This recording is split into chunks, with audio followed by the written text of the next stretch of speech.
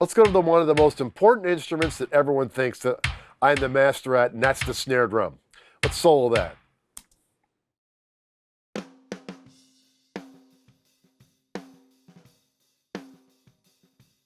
We have some things we can do here.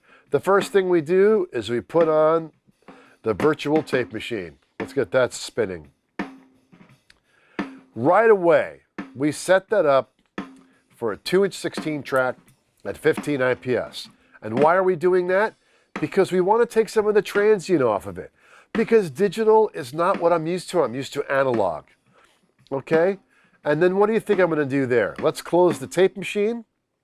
That helps at least me get somewhere started.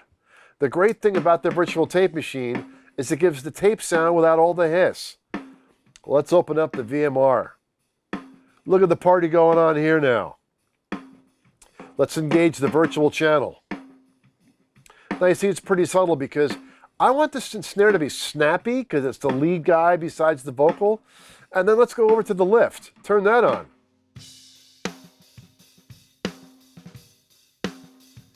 You're like, Chris, do you really think you need that much bottom on the snare drum?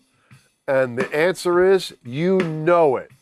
And look at the top. I'm almost maxed on the top. But I thought, you know, I probably have one more EQ. I can go even deeper.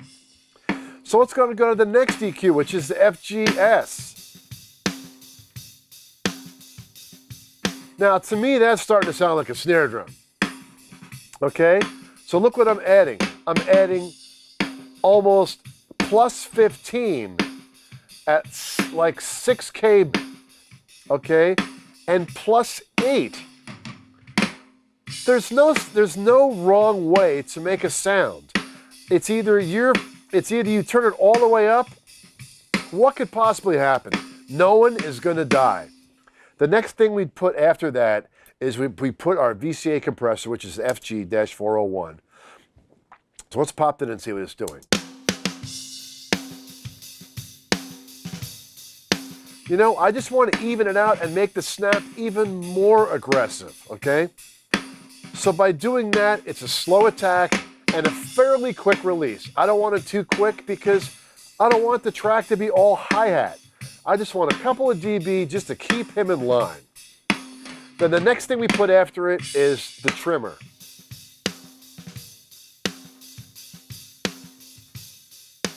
Let's unleash this wonderful snare drum and listen to the kick and snare together.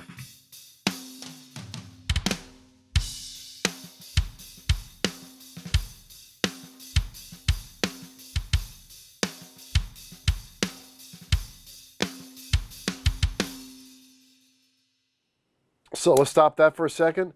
So then another thing is like, what kind of snare sample do I think is going to work with this? So I go hunting, and sure and behold, I came across a Slate stereo room and I thought, this will go perfect with it. So let's solo that stereo room without anything on it.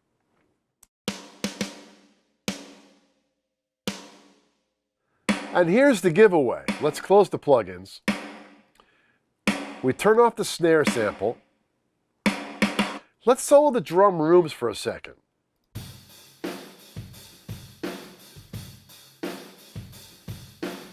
We listen to those and go, what's missing?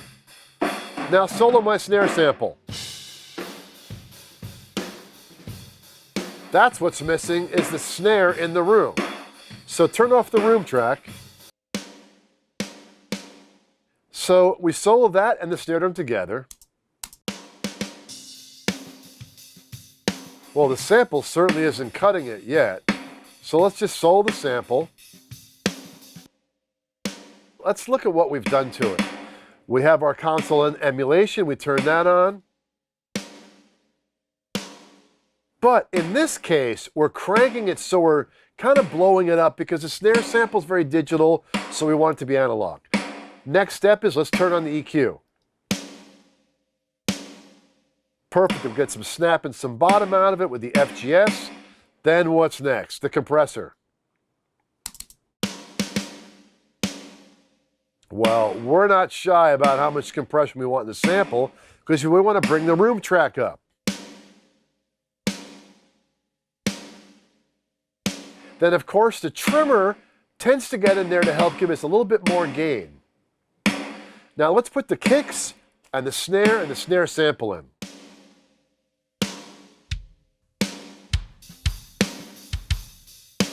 So now we're getting the snap from the real snare and this great room sound from the sample, but it doesn't sound like a fake drum kit.